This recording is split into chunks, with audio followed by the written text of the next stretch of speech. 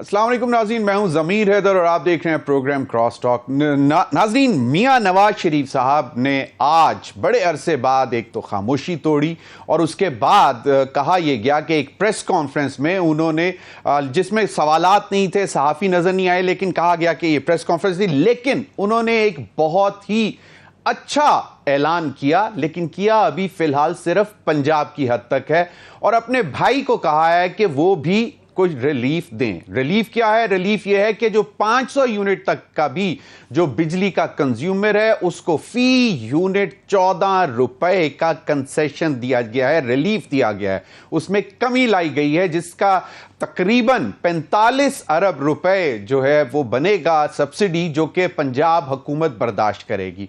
और उन्होंने बहुत सारे ऐसे गैर तरक्याती कामों से पैसा निकाल कर जो है वो अवाम को रिलीफ देने के लिए ये किया गया है। क्या अच्छा होता कि मियां नवाज शरीफ साहब वजीर आजम पाकिस्तान पहले ये अनाउंस कर देते, क्योंकि अब शायद बाकी सूबाई हुकूमतों को भी पंजाब को फॉलो करना पड़ेगा और फिर वफाक को तो फिर लाजमी करना पड़ेगा, क्योंकि बड़े भाई जो कि कायद हैं पार्टी के, प्रेसिडेंट हैं पार्टी के, उन्होंने ये ऐलान कर दिया। लेकिन एक जो क्रिटिकल जो व्यूज़ इस पे आ रहे हैं क्रिटिक्स के, वो इनका ये ख्याल है कि मियां नवाज शरीफ साहब शायद अपनी साहबजादी पर ज़्यादा तवज्जो दे रहे हैं और पंजाब में बैठकर ये ऐलान कर रहे हैं ताकि मरियम नवाज साहिबा को ज़रा पजीराई उनकी बेहतर हो जाए और उनको ज़्यादा लोग चाहने लगें, पसंद करने लगे। इलेक्शन से पहले आपको मालूम है वादे किए गए थे और 200 यूनिट 300 यूनिट मुफ्त, लेकिन ये एक अच्छा कदम है, अल्लाह करे, क्योंकि बिजली के बिल जो हैं इस वक्त वो इंतहाई तकलीफ दें। और ब्लूमबर्ग की नाज़रीन एक रिपोर्ट आई है जिसमें ये बताया गया है कि पाकिस्तान में बिजली के बिल जो हैं वो घरों के किराए से ज़्यादा आ रहे हैं और ये इंतहाई एक तशवीशनाक बात है। लोग बहुत ज़्यादा परेशान हैं और कहा यह जा रहा है कि जो अभी कुछ अरसा पहले जो फ्यूल प्राइस एडजस्टमेंट की मद में कीमत बढ़ाई गई है बिजली के नर्ख की, उसका जो इम्पैक्ट अब अगस्त के बिल में आएगा तो आवाम शायद ज़्यादा बिल बिला उठे। यकीनन बहुत मुश्किल सूरत हाल है। और नाज़रीन, इसके साथ साथ जहां पर इतना कुछ किया, इतना बड़ा फैसला आया, आज ऑल पाकिस्तान अंजुमन ताजरान और मरकज़ी तंजीम ताजरान पाकिस्तान, इन दोनों जो मेन एसोसिएशंस हैं ताजरों की, उन्होंने 28 अगस्त बरोज़ बुध को शटर डाउन हड़ताल की कॉल दे दी है। और बड़ी दिलचस्प बात यह है कि एक तो उनकी तकरीबन 13 डिमांड्स हैं, चार्टर ऑफ डिमांड, लेकिन एक जो सबसे मज़ेदार है वो मैं आपको बताता चलूं। उन्होंने कहा है कि सदर, वज़ीर आज़म समेत तमाम वज़रा और सरकारी अफसरान कल्टस गाड़ियां इस्तेमाल करें, यानी कि 1000 सीसी गाड़ी इस्तेमाल करें और इनकी मुफ्त बिजली, गैस, पेट्रोल और तमाम किस्म की इमरात को ख़त्म किया जाए। बाकी दीगर भी मामलात हैं वो भी डिस्कस करेंगे। इंतहाई अहम कोई कानून साजी भी होने जा रही है, आइनी तरामीम के हवाले से भी बात आ रही है। इन तमाम मामलात पर बात करने के लिए मेरे साथ मौजूद हैं अली गौहर बलोच साहब, सीनियर रहनुमा पाकिस्तान मुस्लिम लीग नून। मेरे साथ मौजूद हैं senior leader GDA Saira Bano साहिबा। आप दोनों हजरात का बहुत बहुत शुक्रिया। और हमें ज्वाइन करेंगे आमिर इलियास राना साहब, सीनियर जर्नलिस्ट एनालिस्ट हैं, वो भी ज्वाइन करेंगे। आप लोगों की इजाज़त से मैं मियां नवाज शरीफ साहब ने जो आज बात की, जो रिलीफ दिया, और साथ साथ जो उन्होंने कहा कि मुझे क्यों निकाला, आज फिर उन्होंने सवाल उठाया, क्या कहा ये ज़रा सुन लीजिए। कर महसूस करता हूँ और कर रहा हूँ और मेरा जहन बार बार जो है वो 2017 की तरफ जाता है। कोई महंगाई का नामो निशान नहीं, बिजली के बिल बहुत कम आते थे, 10-10 रुपए किलो सब्जियां मिलती थी। आज भी कहता हूँ मुझे क्यों निकाला, ये दिन देखने के लिए जो आज हम सब देख रहे हैं, इसलिए निकाला। गरीबों का जो बिल, जिनको 1600 रुपया बिजली का बिल आता था, आज 18,000 रुपया आ रहा है। फैसला किया है पंजाब गवर्नमेंट ने अगस्त और सितंबर के महीनों में बिलों में 0 से 500 यूनिट कंज्यूम करने वाले जो लोग हैं 14 रुपए कम करके बिजली के बिल तैयार किए जाएंगे। और अभी जो फी यूनिट जो दिया जा रहा है रिलीफ, उस पे 45 अरब रुपया खर्च किया जा रहा है।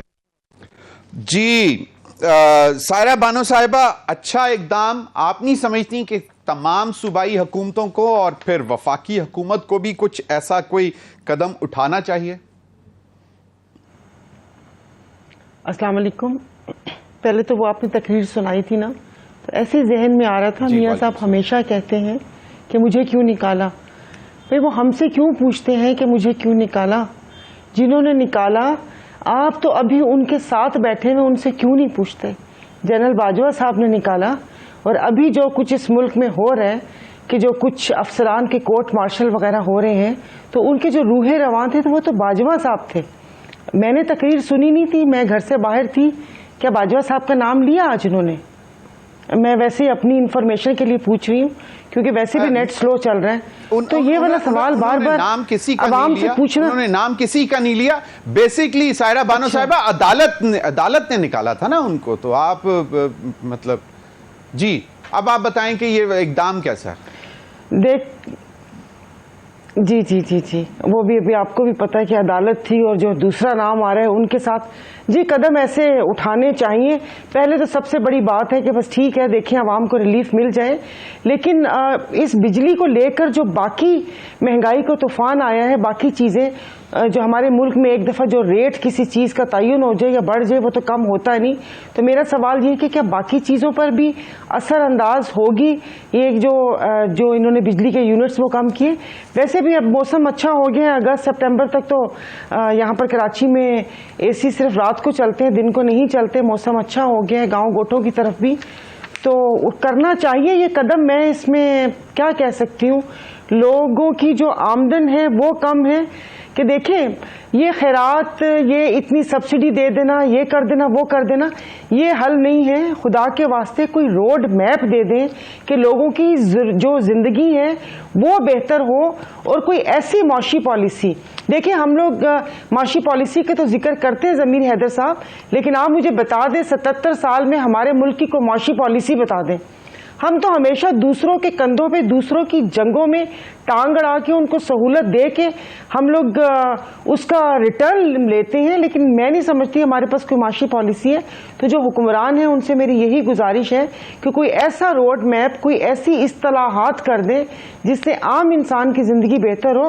اب ظاہر ہے صرف بجلی تو نہیں ہے، باقی کھانا پینا، پیٹرول، ہر چیز ہے، بچوں کی تعلیم ہے، دوا ویسے آج بڑی ایک دلچسپ بات مجھے پتہ چلی سائرہ بانو صاحبہ ایک بڑی دلچسپ ہوئی جو تاجر برادران کی طرف سے جو چارٹر آف ڈیمانڈ ہے اس میں نمبر 2 پر ہے کہ دالوں، آٹے سمیت تمام اشیاء خور و نوش پر لگایا گیا ود ہولڈنگ ٹیکس ختم کیا جائے. اچھا ان پر بھی ود ہولڈنگ ٹیکس تھا، یعنی کہ یہ بڑی ایک تکلیف دہ بات ہے. تو اس کا مطلب ہے کہ دال چاول بھی اور میری تو تاجر برادران سے ہوتا جا رہا ہے. آج میں دیکھ رہا تھا 4 جی وہ دور ہوتا جا رہے ہیں. اور میری اپنی وہ کہتے ہیں نا کہ ان شکوں میں ایک چیز اور بھی شامل کر لیں میرے تاجر بھائی کہ لوگوں کو خالص چیزیں دینا شروع کر دیں. کنکر اور ریت کا بورا اور اینٹوں کا بورا اور فلانے کا چورا وہ نہ ملائیں، تو میں بھی لوگوں کی صحت کے مسائل بھی حل ہو جائیں گے. تو باقی یہ کہ میں نہیں سمجھتی کہ یہاں پر کوئی ٹیکس دیتا ہے.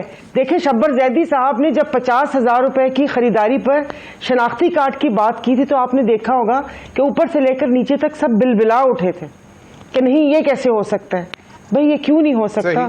یہاں پر تو ذخیرہ اندوز ہمارے ملک میں بھرے ہوئے. تو بس اللہ کرے سب بہتر ہو جائے. ہم دعا پر ہم دعا ہی کر سکتے ہیں اور کیا کر سکتے ہیں. وہ تو اگر وہ لاگو ہو جاتی شرط تو پھر تو آپ بھی پھر نا پیسز کر کے خریداری کرتی ہیں کہ 10,000 کی ایک دفعہ، 20,000 کی ایک دفعہ، کیونکہ آپ 50,000 کی پھر اکٹھی تو نہ لیتی نا کیونکہ شناختی کارڈ دکھانا پڑتا. بالکل. علی گور بلوچ صاحب 50,000 روپے کی خریداری ہوتی بھی نہیں ہے. میں 50,000 روپے کی 50,000 روپے کی چینی تو نہیں خریدتی نا، جو یہاں پر لوگ لاکھوں روپے کی چینی خرید کے رکھ لیتے ہیں. جی اور دوسرا انہوں نے کہا کہ 1000 سی سی کی گاڑیاں. بھئی 1000 سی سی کی گاڑیاں ان بیوروکریٹس کو، سیاستدانوں کو گاڑیاں دینی ہی کیوں ہیں؟ جی اپنے گھر سے لے کے آئیں جس طرح آپ بھی اپنے گھر سے استعمال کرتی نہیں جب MNA تھی. جی علی گور بلوچ صاحب بالکل. علی گور بلوچ صاحب، میں سوال ریپیٹ نہیں کروں گا. یہ فیصلہ اب پہلے اناؤنس کرنے سے پنجاب سے پہلے وزیر اعظم سے کیوں نہیں کروایا گیا؟ وہ بھی ذرا پیسے تھوڑے سے نکال لیتے کہیں سے اور ریلیف اناؤنس کر دیتے. 500 یونٹ تک، 0 سے 500 یونٹ تک، چاہے 2 مہینے کے لیے، لیکن بڑا ریلیف ہے. بسم اللہ الرحمن الرحیم. ضمیر حیدر صاحب، آپ کا بہت شکریہ. اور میں سمجھتا ہوں کہ آج کے آپ کے پروگرام کی جو ڈسکشن ہے اور جو ٹاپک ہے وہ بہت ریلیونٹ ہے اور بالکل اس ٹاپک پہ بات ہونی چاہیے تھی. میں آپ کا دوبارہ پھر سے مشکور ہوں کہ آپ نے آج یہ موضوع چنا ہے. دیکھیں، بنیادی طور پر کوئی اس بات کو تسلیم کرے یا نہ کرے، پی ایم ایل این ایک وہ جماعت ہے کہ جس نے ہمیشہ جو اس کا ووٹ بینک ہے وہ اس کو اس کی کارکردگی کی بنیاد کے اوپر ہی ملتا ہے. اور مجھے بالخصوص جو ہمارے پنجاب، کیونکہ میرا تعلق بھی پنجاب سے ہے، اور جو ہمارے پنجاب کا ووٹر ہے وہ پی ایم ایل این کی جو حکومت میں رہتے ہوئے خدمات ہیں وہ ہمیشہ ان کو یاد بھی کرتا ہے اور ان کو سراہتا بھی ہے. 2013 کا جب الیکشن ہوا تھا، مجھے اچھی طرح یاد ہے کہ اس الیکشن کی کمپین سے پہلے ایک بات جس گاؤں یا جس ووٹر کے پاس بھی ہم جاتے تھے وہ کہتے تھے کہ نواز شریف صاحب صرف لوڈ شیڈنگ کا خاتمہ کر دیں تو وہ پوری زندگی ان کی پارٹی الیکشن نہیں ہارے گی. اور اس خوفناک قسم کی لوڈ شیڈنگ نے اس وقت عوام کا جینا حرام کیا ہوا تھا. جس طرح سے کہ آج کل بلوں کی قیمت جو ہے جو کہ لوگوں سے ادا نہیں ہو پا رہی، اس وقت یہ بڑا ایشو تھا. اور الحمدللہ نہ صرف نواز شریف صاحب نے وہ تاریخیاں دور کی، لوڈ شیڈنگ کا خاتمہ کیا، بلکہ جب تک ان کی حکومت رہی مجھے یاد ہے وہ جو بجلی کا یونٹ تھا 5.5 اور 6 روپے تک آتا رہا، 6.5 روپے تک گیا ہوگا. آج جو لوگ تذکرہ کرتے ہیں کہ آج بل زیادہ ہے، اس کی اصل وجہ یہ ہے کہ جب یہ 2018 والا تجربہ ہم نے کیا اور پاکستان اس وقت تک جب نواز شریف صاحب کی حکومت ہوئی تو خوشحالی کی راہ کے اوپر چل پڑا تھا. ڈالر کی قیمت بڑی مناسب سی، 40 روپے کلو تک چینی کا ریٹ تھا، آٹا سستا تھا، ادویات سستی تھی، بہت کچھ سستا تھا. لیکن اس کے بعد جب یہ 2018 والا تجربہ ہوا تو انہوں نے آتے 7 روپے کی قدر کم کی، ویلیشن کی پاکستان کی کرنسی میں. ساری دنیا کو چور چور کہنے والوں نے کرپشن کے بڑے بڑے ریکارڈ قائم کر دیے،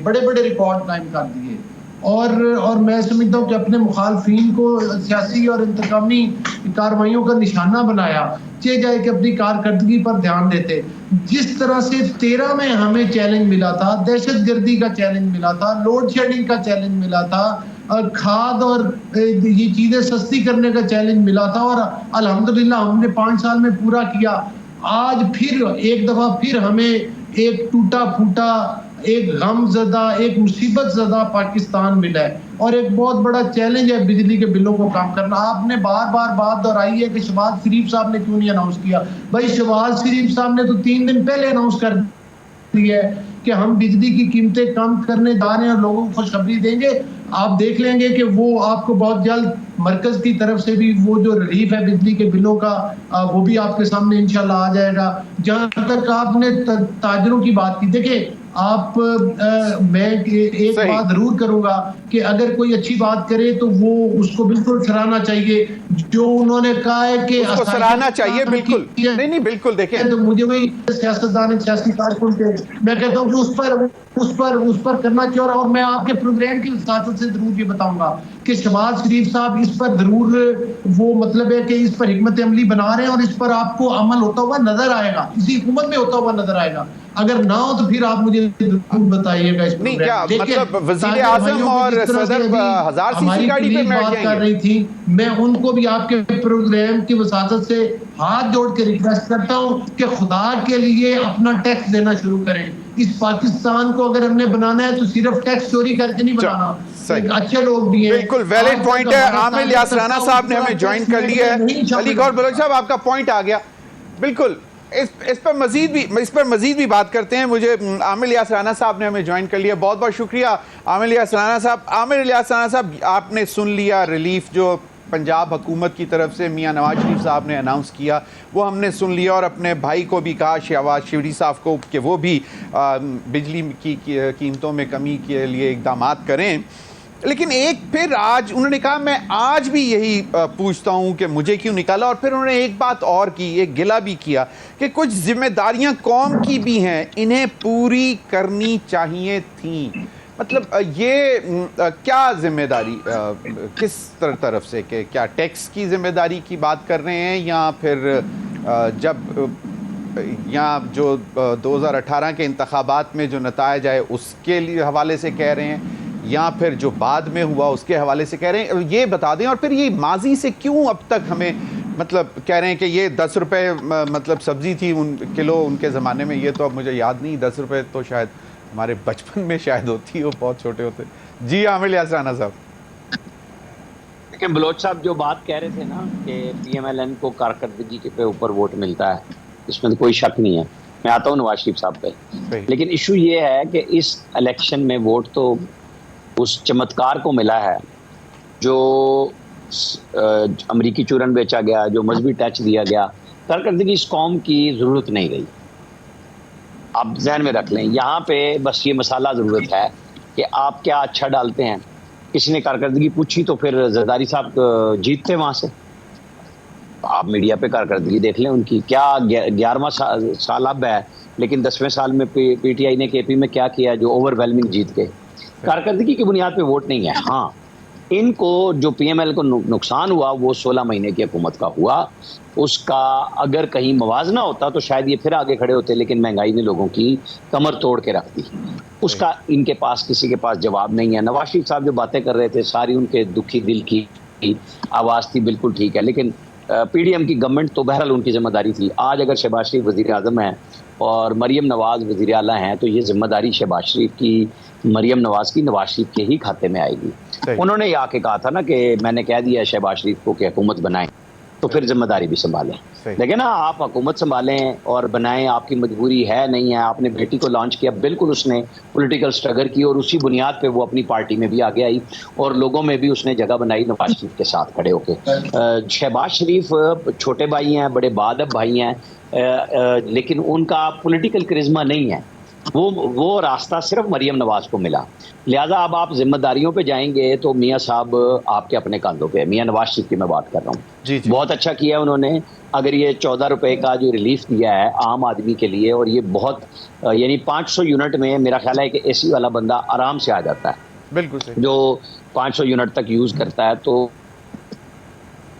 इससे ज्यादा वाले को तो वैसे यहाँ तो जरूरत तो खैर हर एक को रिलीफ किया है, लेकिन जितना आप रिलीफ अनाउंस कर गए चाहे वो 2 महीने के लिए, और उससे साथ मुझे लग रहा है कि वो जल्द ही वो जो सोलर का मंसूबा है जो 14 को आना था, जो मंजूर तो हो चुका है, लेकिन अभी उसकी फाइनल प्रिंट सामने नहीं आए हैं कि वो किस तरीके से लोगों को दिया जाना है। तो शायद पंजाब में इस हद तक लोगों के अंदर जो गुस्सा आया है वो वोटर भी PMLN के और जज्बात भी उनके उसी के ऊपर है। इमरान खान साहब का अपना वोटर है जिसको किसी ना बात की ज़रूरत है कि वो क्यों है, उन्होंने क्यों नहीं कुछ किया, बस वो आज़ादी ले रहे हैं और लोगों की आज़ादी सलब कर रहे हैं। बिल्कुल उसमें बर्दाश्त वाली कहानी कोई नहीं है। अब हमारे मुल्क में असल में ना कोई अदम बर्दाश्त की वजह से ना आप 14 अगस्त पे देख लें, 14 अगस्त पे हमेशा से हुल्लड़बाजी होती है, ये नहीं है कि कोई पहली दफ़ा हो रही है। सही है, सही। लेकिन जब आप पार्टी के झंडे लेके आएँ और गालियाँ दे दूसरे को, जो रोकने लगे, तो ये वो रवैया है जो नहीं होना चाहिए। इस पर सबको सोचना चाहिए कि हमने अपनी नौजवान नस्ल को दिया क्या है, समझाया क्या है। बाकी पॉलिटिकल जो है देखें ना, वो सोलर दें सिंध के अंदर, जरदारी साहब कुछ भी दें, वो उनकी पार्टी है। ये अगर बिजली चोरी के बिल KP में PTI के वज़ीर आला कहते हैं कि हम पे करेंगे, तो वो उनका एक पॉलिटिकल स्टांस है।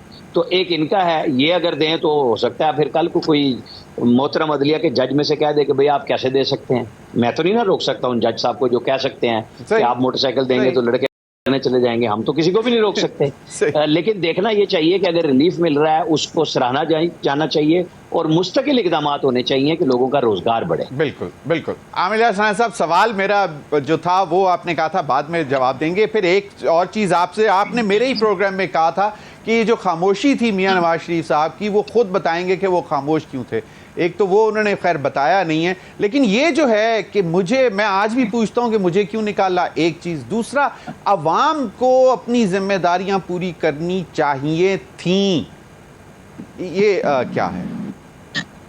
دیکھیں عوام نے تو 2018 میں ووٹ نواز شریف کو کھل کے دیا تھا, عوام نے ذمہ داریاں پوری کی تھی. اس وقت جو فوجی جوان ووٹر یہ کیا کہتے ہیں اس کو پولنگ اسٹیشن کے اندر ٹھپے لگوانے کے لیے کھڑے کیے تھے, وہ ذمہ داریاں تو جنرل باجوہ اور جنرل فیض کے پاس تھی نا, وہ ڈی جی سی تھے اس وقت, اور جنرل باجوہ آرمی چیف تھے, اور ڈی جی آئی تو اس وقت گولف کھیلا کرتے تھے, جنرل نوید مختار. تو لوگوں نے اپنا کام کر دیا تھا. میاں صاحب آپ جیل میں تھے, آگے شہباز شریف اور حمزہ شہباز نے سنبھالنا تھا کام کو 2018 کے الیکشن کے بعد. وہ آپ دونوں بھائی آپس میں بیٹھ کے پوچھ لیں کہ کیوں پنجاب میں گورنمنٹ آپ لوگوں نے نہیں بنائی. آپ لوگوں کو مقابلہ کرنا چاہیے تھا, آپ کے پاس اکثریت تھی, آزاد ایم پی ایز آپ کی پہلی آپ کی پارٹی کے پاس آنا چاہتے تھے, پریشر وغیرہ سب کچھ تھا. یہ میرا سوال ہے کہ وہ اس کا جواب دیں کہ وہ انہوں نے پنجاب میں گورنمنٹ کیوں نہیں بنائی تھی. لیکن ہاں آپ ڈسکنیکٹ ہو گئے تھے. آپ اکتوبر میں آئے, لوگوں نے بالکل جلسہ بہترین کرایا لاہور میں, اس کے بعد آپ نے لمبی میٹنگیں کیوں کی؟ آپ کو ٹکٹ دینے چاہیے تھے, ساتھ ساتھ جلسے کرنے چاہیے تھے. یہاں پہ ڈسکنیکٹ ایک آیا. آپ بے شک کہیں کہ آپ رنجیدہ ہیں, آپ رنجیدہ تھے, بالکل ٹھیک بات ہے, لیکن آپ لوگوں کے پاس بہت کم پہنچے. اس کا جواب بھی آپ کو ہی دینا ہے, وہ میں تو نہیں دے سکتا کہ جی آپ نے ٹکٹ آخر میں اناؤنس کیے. وہ ہمارے دوست ہیں بہت سارے جن سے ہم پوچھتے ہیں کہ جی پہلے بھی یہی ہوتا تھا. بھائی پہلے جلسے جلوس ہوتے تھے, آپ میدان میں موجود ہوتے تھے, آپ چلے گئے ڈرائنگ روموں میں, تو اس کا آپ کو نقصان ہوا.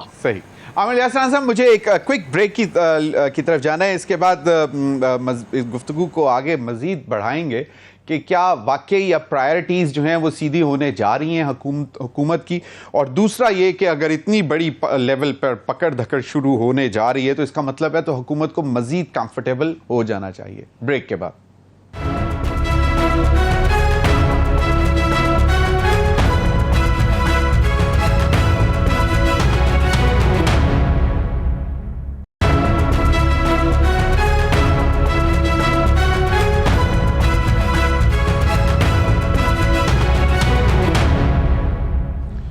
ویلکم بیک ناظرین. سائرہ بانو صاحبہ, آپ کو کیا لگتا ہے کہ صدر پاکستان مسلم لیگ نون میاں نواز شریف صاحب کی توجہ اپنی صاحبزادی اور ان کی جو گورننس ہے اس کے اوپر زیادہ ہے, چہ جائے کہ بھائی کو بھی صلاح مشورے دیے؟ آج انہوں نے کہا ہے کہ میاں شہباز شریف صاحب کو بھی اقدامات کرنے چاہیے.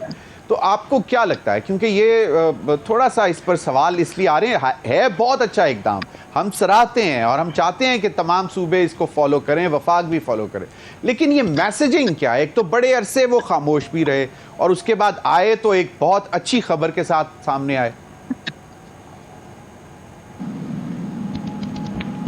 وہ ضمیر حیدر صاحب کیا کہہ سکتی ہوں, ملک میں باقی اتنے مسائل ہیں کہ اس طرف کوئی سوچنے کا موقع ہی نہیں ملا. اور باقی آپ نے کہا کہ یہ جو قدم اٹھایا ہے بہت اچھا قدم ہے. ظاہر ہے بجلی کی قیمتیں کارخانے لگانے میں بھی انہی کا ہاتھ ہے. یہ جو آئی پی پیز اور اس کی کیپیسٹی پیمنٹ اور یہ سارا کچھ, اور ساہیوال جو پلانٹ ہے, اور اس کے بعد کوئلہ یہاں تھر نکل رہا ہے, پھر ہم نے ساؤتھ افریقہ سے منگوایا, پھر ہم نے افغانستان سے منگوایا, پھر ہماری پھر اس کے بعد وہ جو وہاں پر جو پلانٹ لگے ہوئے اس کی اتنی کیپیسٹی نہیں ہے کہ وہاں پر یہ والا کوئلہ استعمال ہو سکے, کیونکہ وہ وہاں پر اگر وہ استعمال ہوتا ہے ہاف, تو یہ تھر والا جو کوئلہ ہے اس کو فل یوز کر کے پھر وہ اتنے یونٹس بنتے ہیں. تو ظاہر ہے پھر جو رائتہ پھیلایا ہے تو صاف بھی تو انہی کو کرنا چاہیے. اور باقی یہ کہ میں تو آپ کی وساطت سے میں تو کہتی ہوں ہماری سندھ گورنمنٹ کو بھی یہ اقدام اٹھانا چاہیے, کیونکہ تقاریر میں بلاول بھٹو صاحب نے لوگوں کو 300 یونٹ تک دینے کا وعدہ کیا تھا, لیکن ساتھ ہی انہوں نے اگلے دن کاشف عباسی صاحب کے پروگرام میں کہا تھا کہ خواب دیکھنے میں کون سی پابندی ہے. حالانکہ یہاں سے تھر کول کا جو اس کی جو بجلی ہے, ابھی مراد علی شاہ صاحب نے بتایا تھا کہ وہ 35% میرے خیال میں ٹوٹل اس کا وہ وہاں سے وہ ہوتا ہے, اور وہ میرے خیال میں اس کا یونٹ کا بتایا تھا. تو پہلے بھیا اپنے گھر تو پہلے اس اپنے صوبے کو تو دے دیں. میرا تعلق ضلع سانگڑ سے ہے, وہاں پر آپ 6 ماہ بعد خبر سن رہے ہوں گے کہ وہاں سے گیس نکلتی ہے, لیکن وہاں کے گاؤں گوٹھوں میں گیس نہیں ہے, اور کراچی میں گیس کی قلت ہے, اور جو ہمارے صوبے کی گیس ہے وہ بھی بڑے بھائی کے پاس چلی جاتی ہے, بھلے وہ ہمارے بجلی ہو کوئلے سے بنی ہوئی یا گیس ہو. تو باقی یہ اٹھانا چاہیے قدم. اور جیسے ابھی اسار رانا صاحب نے کہا تھا کہ جب وہ آئے تھے تو وہ ان کو اسی وقت ہی متحرک ہونا چاہیے, مطلب اس کے بعد وہ کہتے ہیں نا کہ بالکل خاموشی رہی, کوئی ایسی مؤثر انداز میں تقاریر بھی ان کو اسمبلی فلور پہ کرنی چاہیے. ظاہر ہے اب اتنی تگو دو سے جیتے ہیں اور اس ایوان کا حصہ بنے, باقی یہ آپ کا سوال ہے، اس کے اوپر سوالیہ نشان ہے کہ یہ سارے بھاشورے بھائی کو بھی دینے چاہیے، لیکن ظاہر ہے وہ کیا کہتے ہیں، پیٹ سے گھٹنے آگے نہیں ہوتے، کچھ اس طرح کی مثال ہے. تو وہ ظاہر اولاد تو اولاد ہوتی ہے نا. المال والبنون زینت الحیات الدنیا. صحیح. چلیں میرے سندھ کا سوال کر لیں، اب میں وفاق کی طرف کیا کروں، ہمارے تو خود چراغ تلے اندھیرا ہے یہاں پر، تو ہمیں خود نہیں پتہ چل رہا. جی صحیح.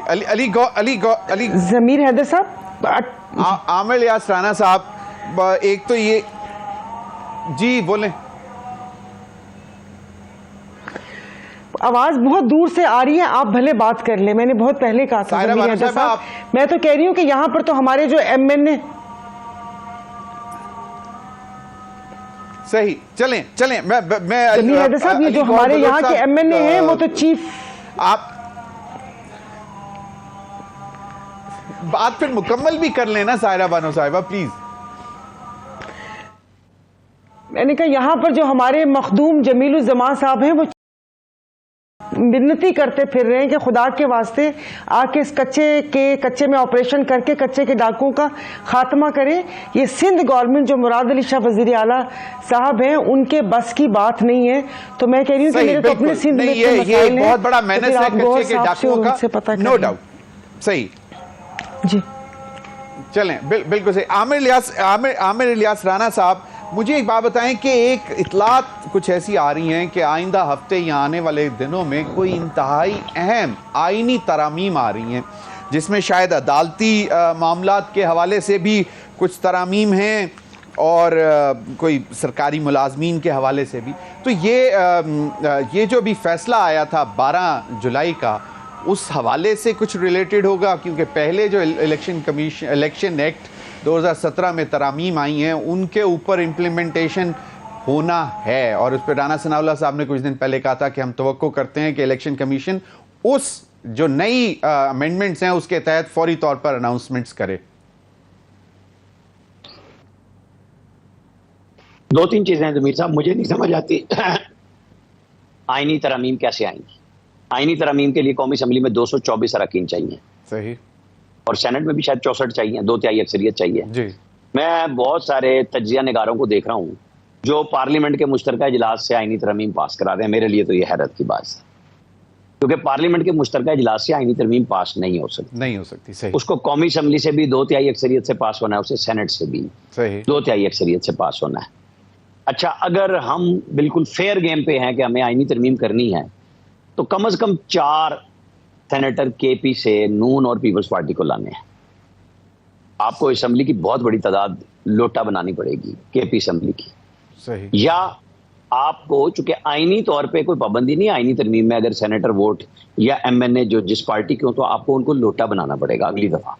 یعنی اگر آپ کے پاس مخصوص نشستیں نہیں ہیں تو قومی اسمبلی میں لوگ لوٹے بنیں گے، کیونکہ وہ عدم اعتماد پہ اور بجٹ پہ تو پابندی موجود ہے، شاید آئینی ترمیم پہ نہیں ہے. صحیح. تو مجھے نہیں لگتا کہ ان حالات میں ابھی کوئی ٹوٹ رہے ہیں. جو پیکج کی بات میں بھی سن رہا ہوں، آپ بھی سن رہے ہیں، ججوں کی عمر آئین کی ترمیم کے بغیر نہیں بڑھائی جا سکتی. باقی سرکاری ملازمین کی آپ فائنانس بل میں بھی ترمیم کر کے بڑھا سکتے ہیں. وہ کوئی اتنا بڑا کام نہیں، آپ 62 کر دیں 63 کر دیں. ہاں، ججوں کی تعداد آپ قانون میں ترمیم کر کے بڑھا سکتے ہیں. اس وقت بھی میاں نواز شریف کی ہی جو اسمبلی تھی اس وقت یہ 17 کی تعداد ایک قانون کے تحت بنائی گئی تھی. وہ آپ کر دیں، بھلے 20 کر دیں، 21 کر دیں، 22 کر دیں، کیونکہ شروع دن سے ہی آڈ میں چل رہا ہے سپریم کورٹ کا، جو تاکہ جب بھی کوئی فیصلہ ایسا آئے تو پھر وہ اس فگر میں جا کے فیصلہ ہو. تو مجھے نہیں پتا کہ یہ کون لوگ سوچ رہے ہیں، کیا کہہ رہے ہیں. ہاں، کہنے والے کہتے ہیں کہ بہت بڑا کچھ ہونے والا ہے. اب یہ بہت بڑا کچھ ہونے والا ہے، کیا ہونے والا ہے؟ میرے براہ راست علم میں ہو تو میں یقین مانیں، اگر میں شو میں نہیں بیٹھا، ٹی وی پہ نہیں ہوں، اپنے ٹی وی پہ بھی خبر دوں گا ایکسپریس پہ، اور فوراً ٹویٹ بھی کروں گا کہ میرے علم میں یہ بات آئی ہے. لیکن سوچنے پہ تو کسی کے بھی پابندی نہیں ہے، بالکل صحیح. داؤ لگانے پہ تو کسی کے بھی پابندی نہیں ہے. الٹیمیٹلی اسے سپریم کورٹ میں پھر جانا ہے. ہاں، وہاں بیٹھے ہوئے ہیں منصور علی شاہ صاحب، باقی جج صاحبان، جنہوں نے، آپ کو یاد ہوگا آرمی چیف کی جب ایکسٹینشن کا معاملہ کھوسا صاحب نے اپنی نوکری کی بنیاد پہ بڑھایا تھا، اور جو نواز شریف نے جیل سے انکار کیا تھا آئینی ترمیم کے ووٹ دینے سے، فخر امام صاحب نے بل بھی پیش کیا تھا. تو ان کا غصہ تھا اور انہوں نے جنرل باجوہ کی ایکسٹینشن کو چھیڑا تھا اور ایک بھونچال پیدا کیا. پھر منصور علی شاہ صاحب نے ہی وہ راستہ تجویز کیا تھا کہ اسے پارلیمنٹ سے منظور کروایا جائے، اور پھر پی ایم ایل این نے بھرپور طریقے سے پارلیمنٹ میں منظور کروایا۔ ایک منٹ، وہ ووٹ جب منظور کرایا وہ جنوری میں کرایا، لیکن ہماری یاداشتیں اتنی تیز ہیں کہ لوگ کہتے ہیں نواز شریف کو تو لندن اسی شرط پہ بھیجا گیا تھا۔ وہ بھائی وہ اگست میں عمران خان نے کر دی تھی ایکسٹینشن باجوہ صاحب کی، نواز شریف گئے تھے 19-20 نومبر کو لندن، اس وقت تک تو یہ تھی نہیں۔ نواز شریف پہ جانے کے بعد کھوسا صاحب کو خیال آیا کہ تو میرے ساتھ ہاتھ ہو گیا، پہلے مجھے یہ بنا رہے تھے کہ جی چیف جسٹس کا ہاتھ بڑھاؤں گا، پھر انہوں نے اس کا گلہ بھی کیا۔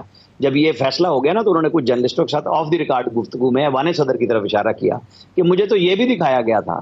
اب وہ کالا باغ سے سبز باغ دیکھ کے گھر چلے گئے، باقی ساری اپنی اپنی نوکریاں کرتے پھر رہے ہیں، کام کرتے پھر رہے ہیں، گھروں میں کوئی جیل میں چلا گیا ہے۔ بس اس ملک کی سیاست اور ریاست اسی طرح۔ عامر یاسر رانا صاحب، نٹ شیل، کوئی بڑی چیز ہونے نہیں جا رہی، کوئی بڑا خطرہ نہیں ہے حکومت کو، سب اسی طرح جو چل رہا ہے چلتا رہے گا، یس اور نو؟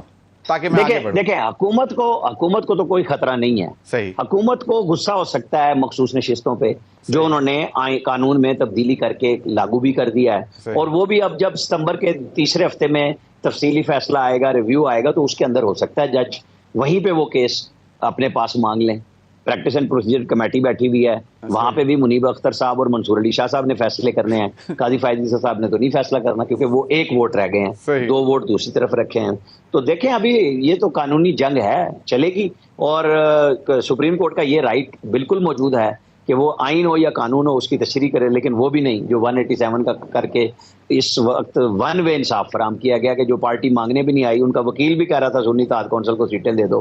حالانکہ میں یہ سمجھ رہا تھا منصور علی شاہ صاحب کے سوالات سے کہ یہ وہی راستہ اختیار کیا جائے گا جو جنرل باجوہ کی ایکسٹینشن پہ تھا کہ بھائی اس میں راستہ کچھ نہیں لکھا ہوا، اسے پارلیمنٹ فیصلہ کرے، لیکن انہوں نے خود ہی سارے فیصلے کر دیے۔ چلیں اب دیکھتے ہیں کہ پارلیمنٹ کیا کرنے جاتی ہے۔ علی گور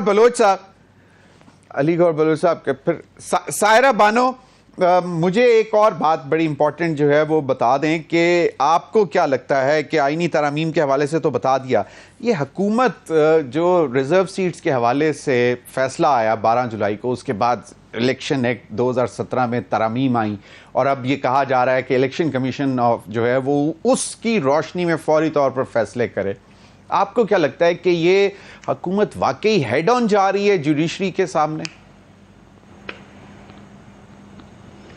سر آپ بار بار پوچھ رہے ہیں آپ کو کیا لگتا ہے، آپ کو کیا لگتا ہے، مطلب سائرہ بانو مطلب میں عوام کی نمائندگی کر رہی ہیں۔ آپ کی سیاسی بصیرت ہے، آپ پارلیمنٹ میں بیٹھی رہی ہیں، آپ پارلیمنٹ میں رہی ہیں، آپ کے راجہ ریاض صاحب آپ کے لیڈر آف دی اپوزیشن رہے ہیں، آپ ان کے پیچھے بیٹھتی رہی ہیں اپوزیشن۔ آپ یہ بار بار نہ کہا کریں، میں کہہ رہی ہوں کہ آپ مجھ سے پوچھ رہے ہیں، ہمیں تو ہر بار چونا لگتا رہا ہے، تو اب کیا لگتا ہے دیکھیں اچھا جو جس طریقے سے یہ جو الیکشن ہوئے ہیں، جو الیکشن دیکھیں، میں باقی سب پہ کہتے ہیں کہ کسی پہ کیا انگلی اٹھاؤں، جو یہاں سندھ میں ہمارے ساتھ ہوا ہے اور جو میں خود چشمدید گواہ ہوں اور جو اپنی آنکھوں سے دیکھا ہے، تو جب فیصلہ ہو گیا کہ یہ مائنس یہ پلس، تو اس کے بعد اس پلس کو پلس کرنے کے لیے کسی حد تک بھی جانا پڑے، بھلے وہ الیکشن کمیشن کرے، بھلے عدالت میں بیٹھے ہوئے کچھ ججز کریں، پارلیمنٹ کرے یا کہیں اور سے کرے، جو ٹھان لی ہے کرنا ہے تو کرنا ہے، اس میں آپ کو اپنی بصیرت سے کیا بتا سکتی ہوں، یہی ہوگا۔ اب وہی بات ہے کہ سر شام ہوتی ہے، اب میں اتنی زیادہ تفصیل میں وہ کہتے ہیں نیشنل ٹی وی ہے کہہ نہیں سکتے کہ شام ہوتے ہی وہ کہتے ہیں نا سر بازار جیسے، اب میں آپ کو کیا بتاؤں کہ منٹو کی کتاب کا حوالہ دوں تو فارس روڈ پر جو گھروں کی کھڑکیوں کی لائٹیں جل جاتی ہیں نا، سر شام بازار سج جاتے تھے، وہ شام کے وقت سے آپ وہ کھولیں اپنا موبائل اور اس کے بعد یوٹیوب پر ایک تجزیہ نگاروں کی لائن ہوگی جو ہمیں بتاتے ہیں کہ کیا ہونے والا ہے اور کیا نہیں ہونے والا، تو ان کو ہم دیکھتے ہی نہیں، سنتے ہی نہیں، تو اب پتہ ہی نہیں۔ تو اب مجھے تو جب مجھ سے پوچھیں تو جس طریقے سے یہ حکومت مورز انہوں نے تو دیکھیں جس طریقے سے حکومت آئی ہے، جس نے جو کرنا ہے، جو سہاگن وہی، جو پیا من بھائے، جو پیا چاہے گا وہی ہوگا، اور باقی سب اس طرح وہ دیکھیں ایک طرف عطاب آیا ہوا ہے، وہ عطاب اور بھی آگے آئے گا، دیکھیں اس لیے کہ 80 ارب روپے ایک قرضے میں ڈوبی ہوئی قوم کا اس الیکشن پہ لگایا ہے۔ اب میں نہیں سمجھتی کہ دوبارہ کو متحمل ہو سکتے ہیں ہم لوگ اتنے واپس سے کوئی کیا کہتے ہیں کہ 100 ارب لگا کے اور واپس سے یہ دھاندلی یہ پاور کوریڈورز میں بالکل صحیح. یہ پاور کوریڈورز میں, پاور ڈرائنگ رومز میں اسلام آباد میں باتیں ہو رہی ہیں کہ یہ جی بس سپٹمبر آئے, اکتوبر آئے, معاملات ایک دم بدل جائیں گے, انتخابات ہوں گے دسمبر, جنوری, فروری میں. یہ چل رہا ہے. علی گوہر بلوچ صاحب, آپ کو کیا مطلب یہ جو بات ہو رہی ہے, کیا واقعی حکومت ہیڈ آن جا رہی ہے عدلیہ کے سامنے؟ کیوں محاذ کھولے جا رہے ہیں؟ بس صرف توجہ رکھیں گورننس پر, معاملات عدالتی معاملات چلتے رہیں گے. دیکھیں بات یہ ہے کہ حکومت بالکل عدلیہ کے ساتھ ہیڈ آن نہیں جا رہی. ہر ادارے کو یہ ضروری ہے کہ وہ مطلب ہے کہ اپنے ڈومین کے اندر رہ کر, چاہے وہ پارلیمان ہو چاہے دیگر آئینی ادارے ہوں, تو آئین کی پاسداری تو ہر ادارے کا موقف ہے. ہم تو نہیں کہتے, اگر آپ کا اشارہ ہے کہ اسپیشل سیٹس کے فیصلے کی طرف, تو جن 2 محترم ججز نے فیصلہ دیا ہے انہوں نے آئین کی شقوں کا حوالہ دیا ہے. آپ ہمارے اعتراضات کو چھوڑیں کہ ہم سیاستدان کیا کہتے ہیں, آپ صرف ان کا فیصلہ پڑھ لیں. انہوں نے کہا ہے کہ آئین کی فلاں شق معطل کرنی پڑے گی, ایک سیول مارشل لا لگانا پڑے گا, ایک جوڈیشل مارشل لا لگانا پڑے گا, پھر یہ سیٹس جو ہیں وہ تحریک انصاف کو مل سکتی ہیں. ادروائز آئین میں کوئی ایسی شک نہیں کہ یہ سیٹس جو تھیں وہ تحریک انصاف کی طرف جاتی. اگر آپ 9 مئی کے واقعات کے لوگوں کو جو اس میں ملوث ہیں ان کو آپ بری کرتے جا رہے ہیں اور پھر کہتے ہیں کہ جو عدلیہ نے لکھ دیا ہے وہ حرف آخر ہے, تو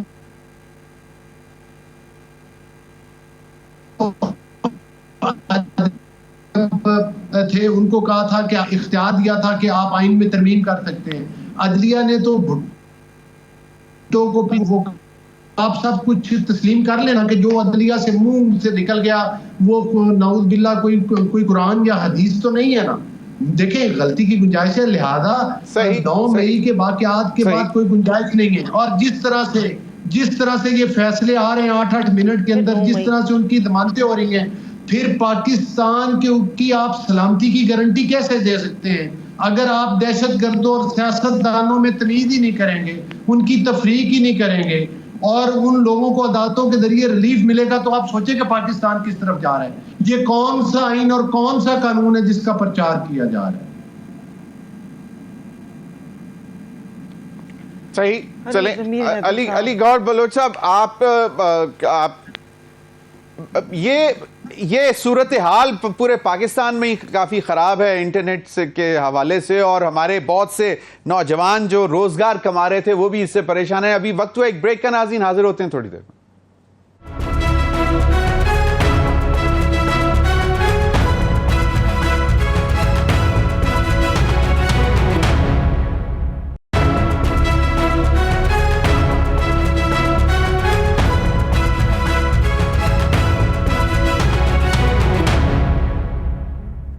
ویلکم بیک ناظرین. عامر الیاس رانا صاحب, ایک چیز آپ میرے پروگرام میں پہلے بھی اس پر رہنمائی ہماری کرتے رہے ہیں کہ ایک سلسلہ شروع ہونے جا رہا تھا بات چیت کا, ڈائیلاگ کا. پھر بانی P T I Imran Khan صاحب نے کہا کہ جی محمود خان اچکزئی صاحب کریں گے اور اسٹیبلشمنٹ سے بات کریں گے. پھر اس پہ بھی شاید آ گیا کہ جی وہ نہیں کریں گے یا وہ کیوں کریں گے, بلکہ خواجہ آصف صاحب نے ان کی طرف سے کہا کہ میں نے ان سے پوچھا, انہوں نے کہا بھی اگر کرنے ہوں گے تو میں خود کروں گا, اپنے طور پر کروں گا, کسی کے کہنے پہ کیا کروں گا.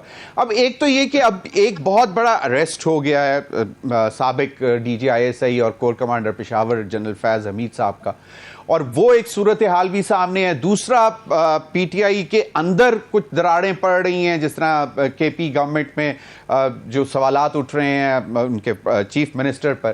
تو یہ ساری صورتحال میں کوئی اب ڈائیلاگ آگے بڑھ سکتا ہے یا بس ٹھنڈ پڑ گئی؟ دیکھیں ڈائیلاگ عمران خان صاحب صرف فوج سے کرنا چاہتے ہیں. سیاسی جماعتوں کے لیے انہوں نے محمود خان اچکزئی کو کر دیا, اور محمود خان اچکزئی نے کہا تھا میں فوج سے تو نہیں بات کر رہا, تو وہ پیچھے ہٹ گئے تھے. جس دن انہوں نے یہ بات کہی اس دن انہوں نے کہا تھا سپے سالار ہیں, اور ساتھ ہی یہ بھی کہا تھا میرا کیس ملٹری کورٹ میں جا سکتا ہے. اس وقت تو جنرل فیض حمید کی کوئی خبر نہیں آئی تھی. صحیح. اب یہ ہم سب دور کی کوڑیاں لا کے گھوڑے دوڑا رہے ہیں کہ جی یہ شاید جنرل فیض حمید کی اریسٹ کے ساتھ ہی یہ شکیل خان صاحب کا استعفیٰ آ گیا, عماد اظہر کا استعفیٰ آ گیا. عماد اظہر پہلے بھی استعفیٰ دے چکے.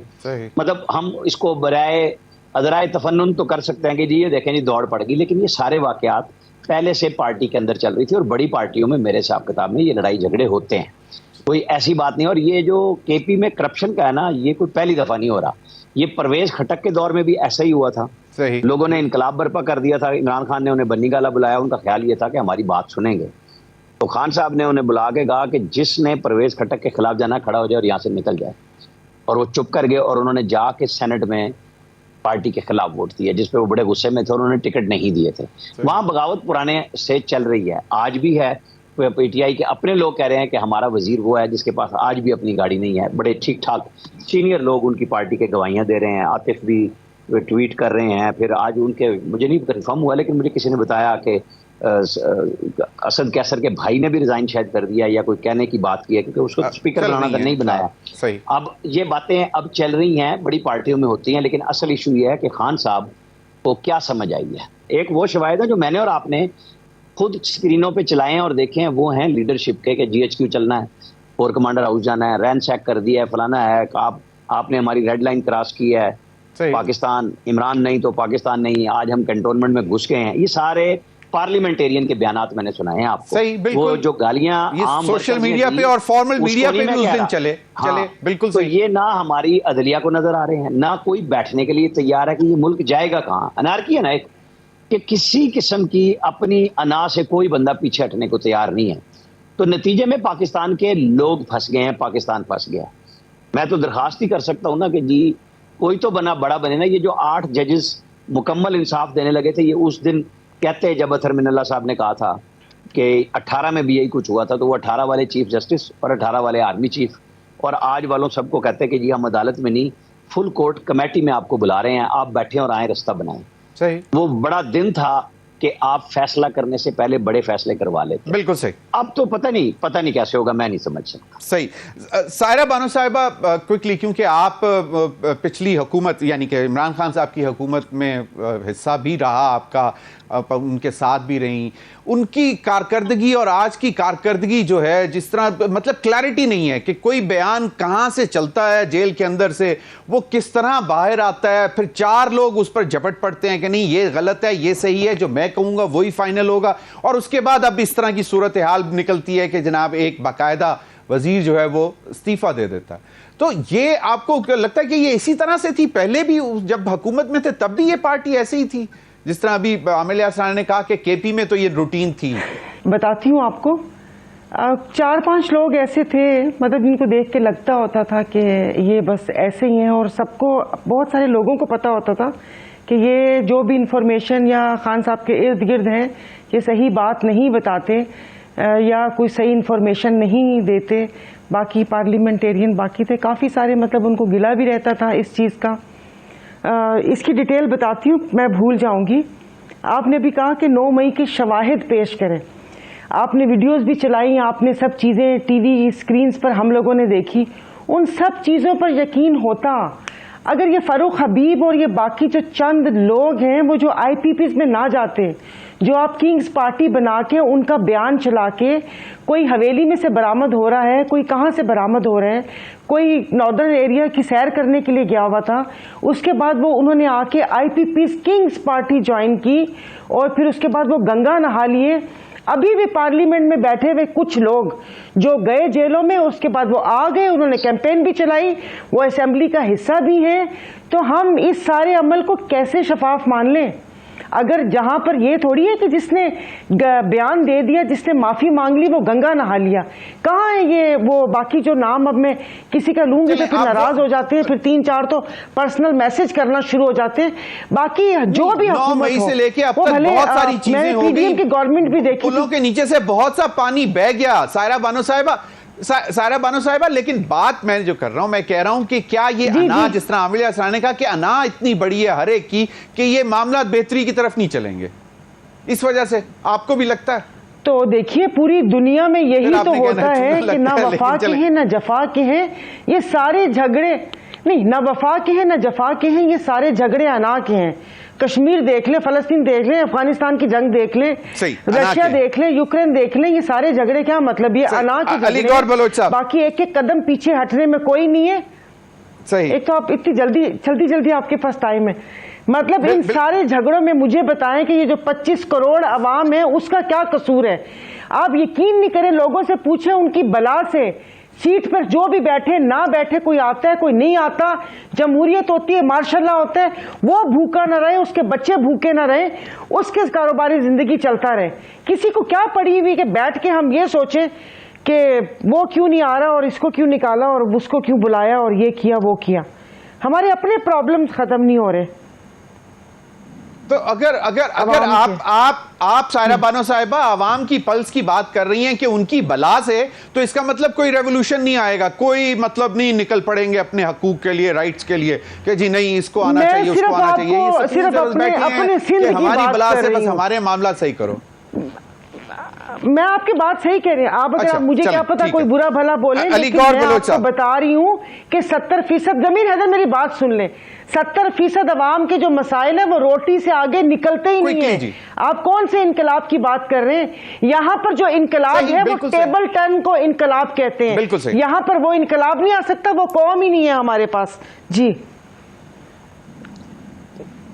صحیح، چلیں علی گوہر بلوچ صاحب، توجہ وہی ابھی عامر الیاس رانا صاحب نے کہی کہ ہر ایک کی انا بہت بڑی ہے، بہت اونچی ہے، ہم لوگ کہتے رہے کہ انیشیٹو لیں، باقی معاملہ چھوڑیں، آئے روز ایک ہی بات، اور آج بھی میاں نواز شریف صاحب نے وہیں سے شروع کیا کہ اگر وہ ساری تباہی کا جو بھی اس وقت تباہی ہوئی ہے ملک کے اندر، وہ صرف ذمہ دار جو ہے وہ 2018 کی حکومت ہے، وہ پی ٹی آئی کی حکومت ہے، اور پھر اگر ان کو نہ نکالا جاتا تو یہ معاملات ایسے نہ ہوتے۔ اور یہ مطلب آپ لوگوں کو تو اب صرف توجہ گورننس پہ دینی چاہیے نا کہ چلیں ٹھیک ہے جو ہوا، اب آگے عوام کی بہتری کے لیے سوچیں، اس میں مذاکرات بھی کیے جا سکتے ہیں، بیٹھ کر بات بھی کی جا سکتی ہے۔ دیکھیں بات یہ ہے کہ نواز شریف صاحب نے تو ہمیشہ اپنے دروازے کھلے رہے ہیں، اور یہ تو بانی پی ٹی آئی کہتے ہیں کہ میں اگر بات کروں گا تو صرف اسٹیبلشمنٹ سے کروں گا، میں تو صرف انہی لوگوں سے بات کروں گا جنہوں نے آر ٹی ایس سسٹم کے ذریعے مجھے لایا تھا، میں ان لوگوں سے بات کروں گا جنہوں نے میرے غبارے میں ہوا بھری تھی، اور آپ ساری سیاسی پارٹیز کو چور اور ڈاکو کہہ کر پکاریں گے تو پھر آپ کس طرح سے اپنے معاملات چلائیں گے؟